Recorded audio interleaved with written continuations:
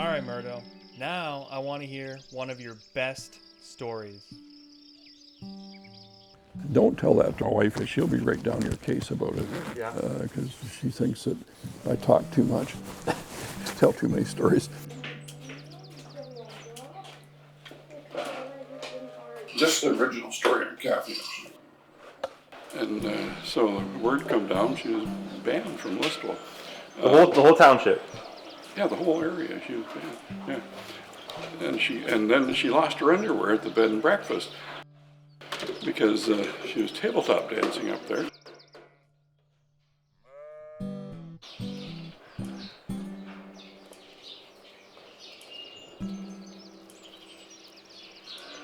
So she's a really good dancer, so she's out there dancing away, and all of a sudden her legs cramped because she wasn't hydrated enough. And she was about 2 months getting over that. She was really in bad shape. I said, well, it sounds a lot better if you say you're banned from Listowel because of tabletop dancing, and then you lost your underwear, and so that sounds a lot better than just saying I didn't didn't hydrate enough to keep going. So then about a while after that, we're up at Wetra, riding for the handicap place up by McGregor. And so I said, well, we all got handicaps. I said, Jerry has trouble with Parkinson's, and I can't hear worth a darn anymore. And Randy was there too, and I said, Randy, when he was starting his problems, and I said, Kathy up here, she was holding the pony right then to the front of us, and I said, she had to give up tabletop dancing because her legs gonna give out on her. Well, God, did she ever get upset about that? She was just jumping up and down. And she called Merrill and told him, I'm going to kill your husband. And okay, you can shut it off now. That's the end of the story. It's the beginning of another story. Pardon? The end of that story is the beginning of another story. Well. What do you call it? I hear your mother's got to go back to work, huh? Gotta go back to work. Yeah, because those 3 cats are going to cost your dad a fortune. I know. Litter and food and got herpes besides. What? That's the first time. It was it. Yeah. The cat's got herpes. Apparently. The ones that Peggy gave them. Well, I should just take them back. I'd take them back. Yeah, I'm taking them back too. Lifetime warranty. Lifetime warranty. Yeah.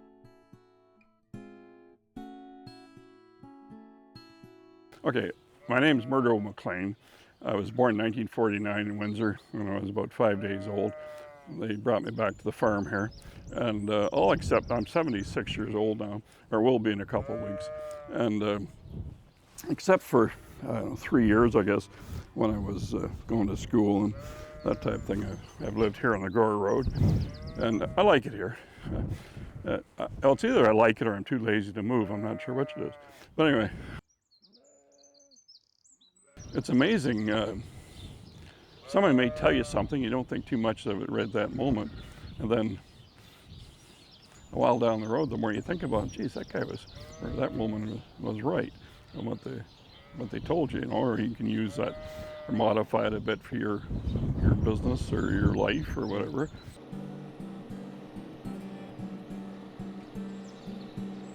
Where are we today? Where are we today with this tractor? No, like where are we right now? This is a shed here that was built about 1950 by my dad and his little carpenter and this type of thing. By my grandfather, who was not a wealthy man. He was a good farmer, but the times were tough right then too. And but he made sure he had his 3 daughters had post-secondary education. So that's I'm quite proud of that fact to be able to tell that about an ancestor, actually. So anyway.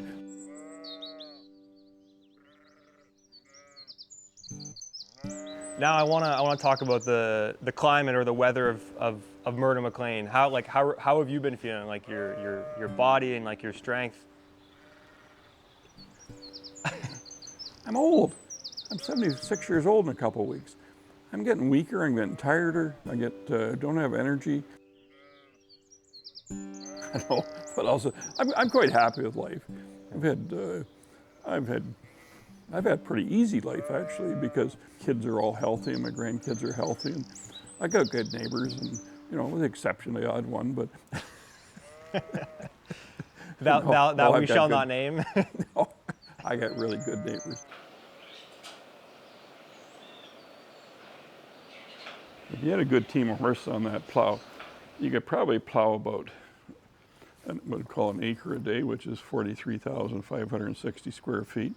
You get the commercial equipment today well, they don't do much plowing anyway, usually just no-till, but it would do 100 acres, like 100 times more. So when you were about my age, were you guys using tools like this? No. No. This goes back to more of the turn of the century, maybe up to about 1920. So this is like the show one. This is like the best looking one. Well, this is the one you take to weddings and stuff like Yeah. that. It's not you don't take it to horse shows because it's not the horse show type of carriage. But anyway, yeah, it's pretty good. We can pick up Chuck and Camille with it. No, I'm not kidding. We could. I wouldn't feel out of the way picking up Chuck and Camilla. But Who is Chuck and Camille? oh, Jesus, boy. God. Who is that? Is it from a TV show? No, he's the King of England. Oh, okay. Charlie. Yeah, all right, yeah. Yeah, you should. God, boy. Writing your master's degree and you don't know who the king is.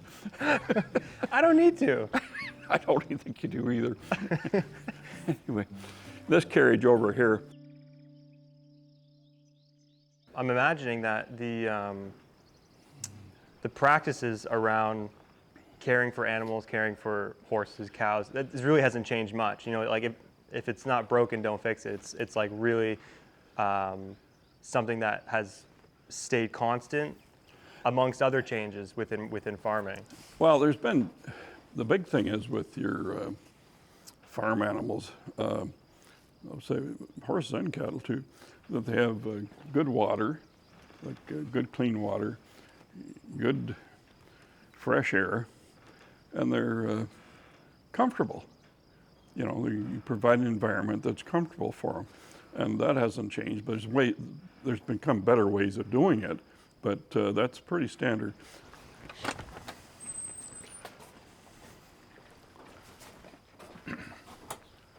Every piece of equipment has a story, and this harness here, I bought it up by Perry Sound. It's out in the boonies, actually.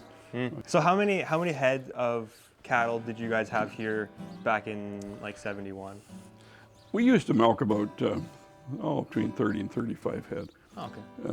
And I always enjoyed the cattle. I enjoyed working with them and the breeding and all that type thing too. So we had what they call registered cattle. They were recorded, and you could trace them back to about 1850 or something, 1880. Really? Yeah, I never knew that. yeah. The registration would go back like that.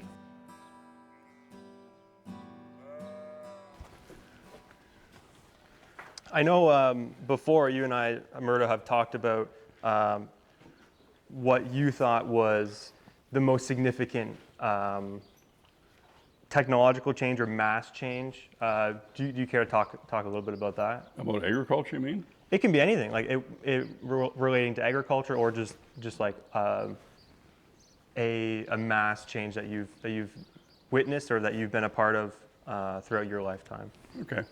Well, one of the big changes is the mechanization of agriculture. Because it used to be every 50 or 100 acre farm here had a family, and they made their living off that farm.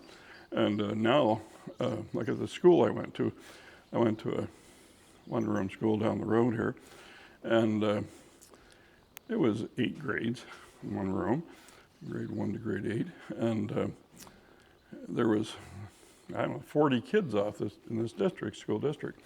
Well, now you have trouble finding 5.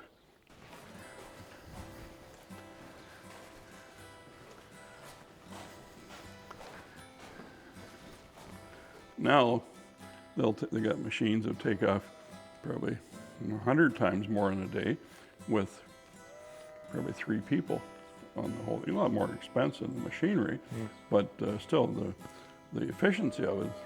In the dairy industry, a lot of guys are going to robotics, and so they still have to manage their cows, but the cows come to the robot and they're milked, and then there's all kinds of information they get from that when they're being milked, like the temperature of the milk, or if there's an infection in the milk, or if the cow has some issues.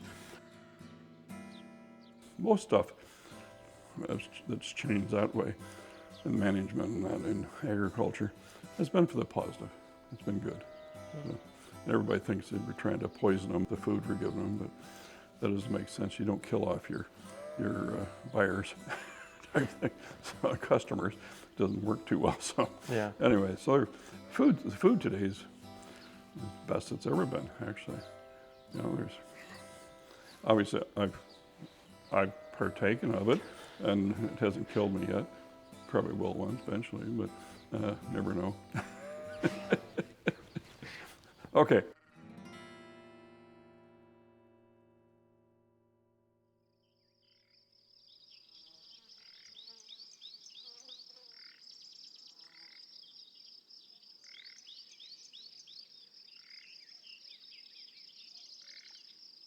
Planes, and then, you know, also the job of cleaning up the planes and tanks after they come back too, which I think he come back with some post-traumatic stuff too. He didn't go over until I don't know, 45 probably, and so he was there for the cleanup type thing. And then my grandmother died of cancer in 51, and then my grandpa, he remarried again, I don't know, about 5-6 years later.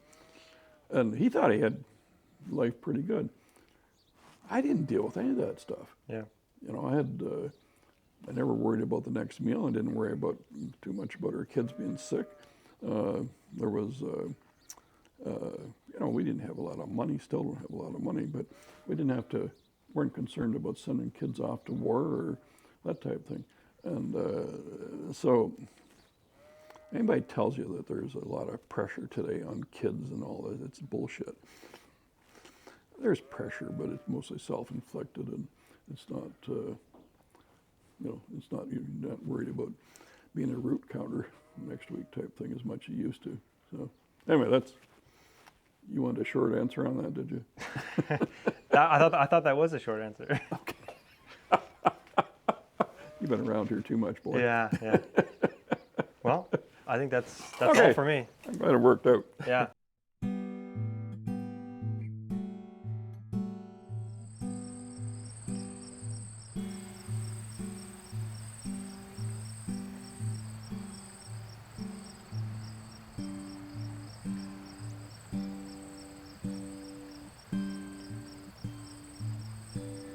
But anyway, that's my story, and I'm sticking to it. That's what's important. You gotta stick to something. Yeah.